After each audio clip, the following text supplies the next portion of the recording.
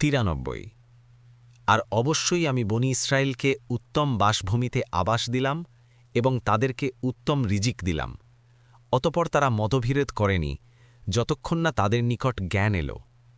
নিশ্চয় তোমার রব কিয়ামতের দিন সে বিষয়ে ফয়সালা করবেন যা নিয়ে তারা মতবিরোধ করত। 94। সুতরাং আমি তোমার নিকট যা নাজিল করেছি তা নিয়ে তুমি যদি সন্দেহে থাকো তাহলে যারা তোমার পূর্ব থেকেই কিতাব পাঠ করছে তাদেরকে জিজ্ঞাসা করো। অবশ্যই তোমার নিকট তোমার রবের পক্ষ থেকে সত্য এসেছে, সুতরাং তুমি সন্দেহ পোষণকারীদের অন্তর্ভুক্ত হইও না।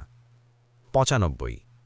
আর তুমি তাদের অন্তর্ভুক্ত হইও না যারা আল্লাহর আয়াতসমূহ অস্বীকার করেছে, তাহলে তুমি ক্ষতিগ্রস্তদের অন্তর্ভুক্ত হবে।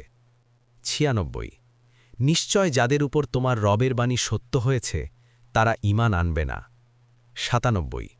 যদিও তাদের নিকট সকল নিদর্শন এসে উপস্থিত হয় যতক্ষণ না তারা যন্ত্রণাদায়ক আযাব প্রত্যক্ষ করে। 98। সুতরাং কেন হল না এমন এক জনপদ যে ঈমান এনেছে এবং তার ঈমান তার উপকারে এসেছে?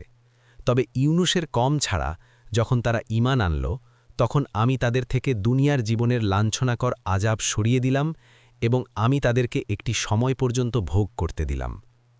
99। আর যদি তোমার রব চাইতেন তবে জমিনের সকলেই ঈমান আনত। তবে কি তুমি মানুষকে বাধ্য করবে যাতে তারা মমিন হয়? 100। আর কারো পক্ষে সম্ভব নয় যে আল্লাহর অনুমতি ছাড়া ঈমান আনবে।